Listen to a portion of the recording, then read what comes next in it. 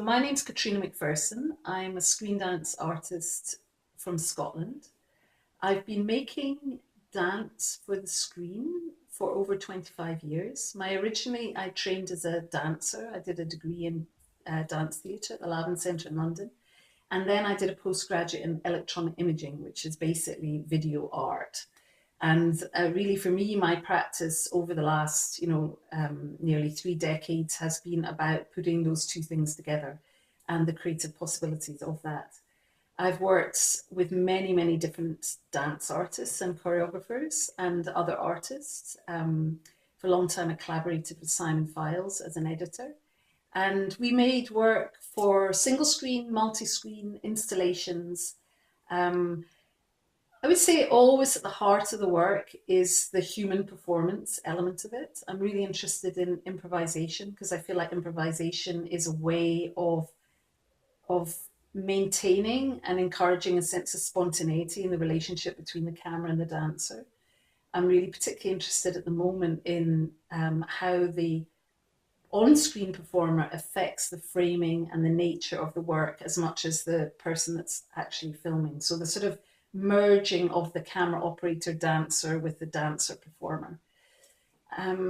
Inherent in all that and related to the workshop that happened in Montreal during September is the idea of editing. For me, you can't really separate editing from filming, although in some respects it's a linear process in that you tend to film first and then edit second. As I'm filming, I've always got a very strong awareness of editing. Everything is imbued with the sense of editing, down to an understanding of the kind of shots you might need, but also kind of wider than that, understanding how a different kind of energy or flow or texture or dynamic is needed to create an edit.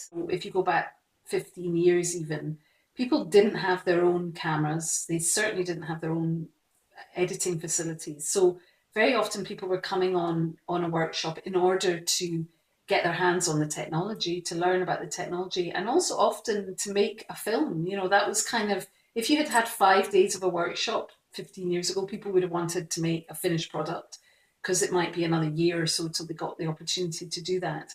So in a way, things have changed. People are coming on the workshop now.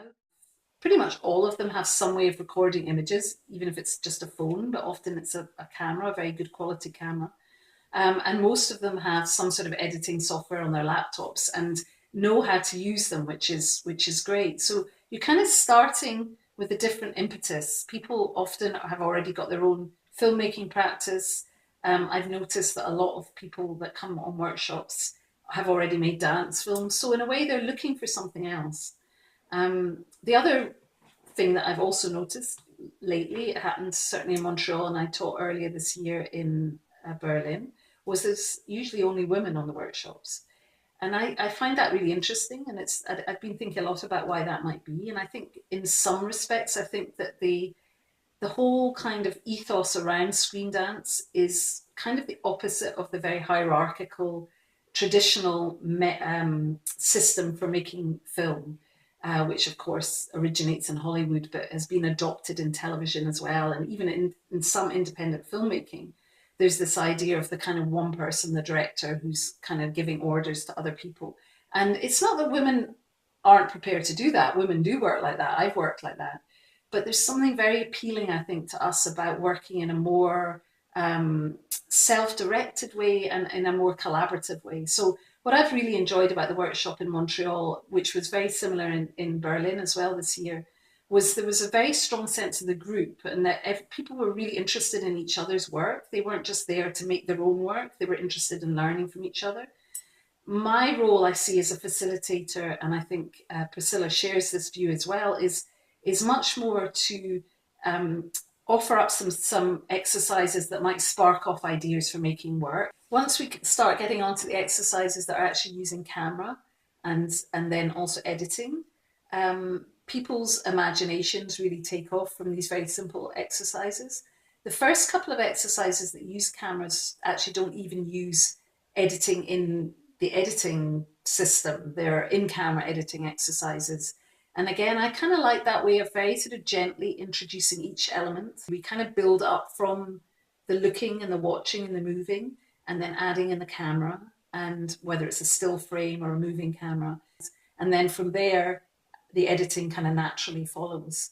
And I'm always amazed within a very short space of time at how many interesting, different kind of little pieces of work come out of that sort of situation.